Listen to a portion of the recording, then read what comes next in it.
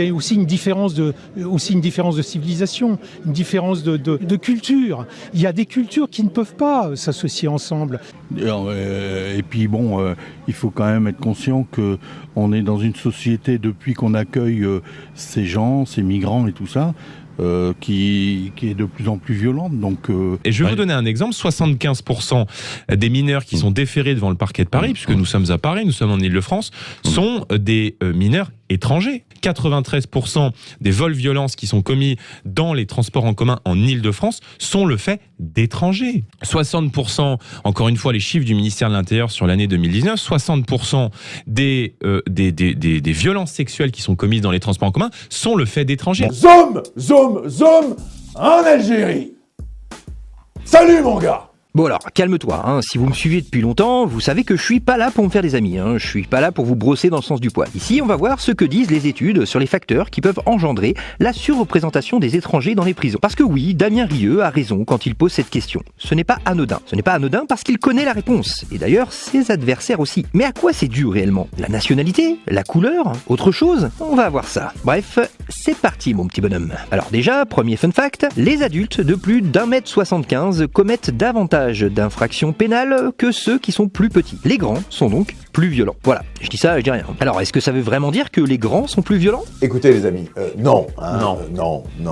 La réalité est un peu plus complexe. En gros, la population adulte de plus d'1m75 est principalement composée d'hommes. Et les hommes sont plus souvent impliqués dans des crimes ou des délits que les femmes. On comprend donc facilement que la surreprésentation des personnes de grande taille en prison n'est pas due à des centimètres en plus, mais c'est dû au type de zizi de la personne. Ouais, je dis ça parce que sinon, si je dis le mot noir, je vais pas avoir la monétisation, calme-toi. Voilà pour l'explication. Mais là tu te dis, ok, mais c'est quoi le putain de rapport avec l'immigration ? Calme-toi. Comme pour les adultes de plus d'1m75, il est très simple de démontrer que les étrangers sont surreprésentés dans le phénomène criminel. Globalement, la surreprésentation des immigrés dans la criminalité est un phénomène universel. On retrouve cette surreprésentation un peu partout sur le globe, quand il y a de fortes vagues migratoires. Que ce soit aux États-Unis avec les Mexicains ou les personnes originaires du continent africain en France. C'est la même chose, il y a toujours une tendance qui confirme la surreprésentation des immigrés dans les prisons. Mais alors ça vient d'où ? Pourquoi ces gens-là vont-ils plus souvent en prison ? Ça vient de leur culture, et ils sont plus violents, c'est pour ça, t'as vu ? Eh ouais. Ou alors, c'est peut-être dans leur gène. Eh oui, c'est ça. Voilà, fin de la vidéo, merci, au revoir, vas-y, file-moi ta thune, j'ai un Tipeee.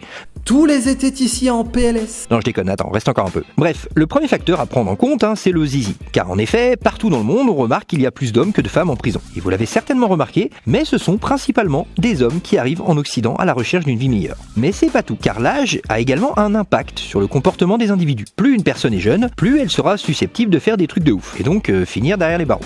Dans le fond de votre cœur, vous savez que ce que je dis est vrai. Et pour finir, plus une personne est pauvre, plus elle sera enclin à commettre des infractions pénales. C'est une tendance, calme-toi, pas la peine d'écrire en commentaire « Oui, mais moi, j'ai vécu toute ma vie dans la misère, j'ai jamais fait de prison, ok ? Donc c'est bien la preuve que... » Non, calme-toi Sherlock, calme-toi. C'est une tendance. Ça va, quoi.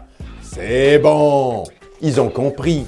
Bref, ce qu'on peut voir déjà ici, c'est que le phénomène criminel est lié à plusieurs facteurs. Mais pour simplifier grossièrement, dans un pays donné, plus il y a d'hommes jeunes, plus il y aura de la criminalité. C'est mathématique en quelque sorte. Oui, c'est comme ça.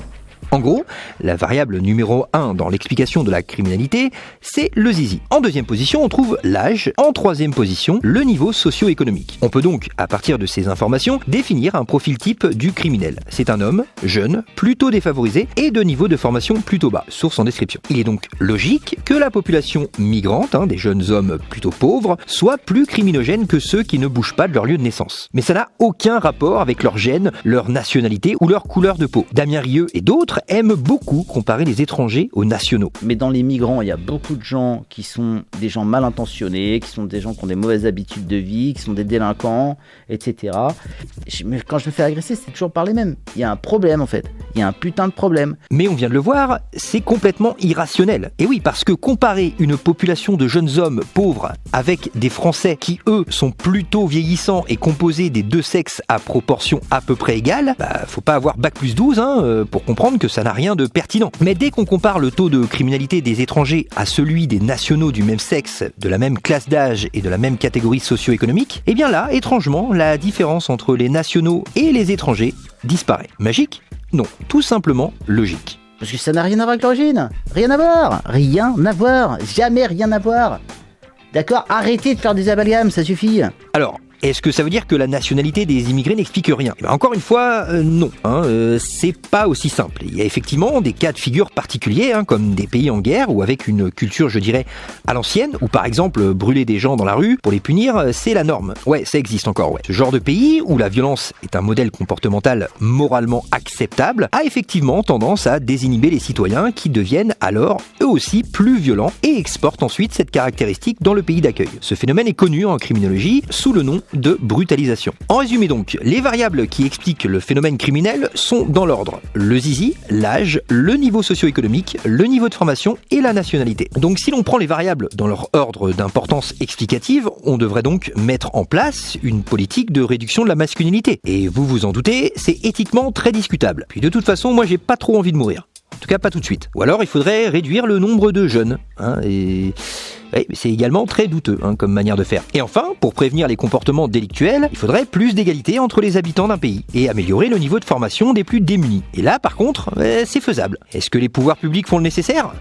Alors ça, j'ai comme un doute. Pour conclure, donc, vous l'aurez compris, la surreprésentation carcérale n'est pas réductible à une couleur de peau ou à une nationalité. Ce genre de questions rhétoriques que pose souvent Damien Rieu n'explique pas grand-chose. C'est bien plus complexe que ça. Alors voilà, maintenant on le sait, l'immigration est composée d'hommes jeunes sous-qualifiés. Factuellement donc, laisser les frontières ouvertes avec très peu de contrôle pour accueillir toujours plus d'hommes jeunes et défavorisés n'est pas forcément le meilleur calcul pour limiter, baisser la criminalité. Mais non, mon gars. Mais non. Parce que oui, permettre l'arrivée de nouveaux pauvres tout en cherchant à réduire la pauvreté et la criminalité, ça manque un peu de logique, sauf si on décide de prendre correctement en charge ces gens-là. Parce que oui, la bonne nouvelle dans tout ça, c'est que la pauvreté n'est pas une caractéristique individuelle immuable. Ce n'est pas une maladie, mais une position sociale dans laquelle ils se trouvent placés à un instant T, mais qui peut tout à fait changer, évoluer, pour peu qu'on leur en laisse l'occasion. Et toi, mon petit bonhomme, t'en penses quoi finalement de tout ça ? Parce que moi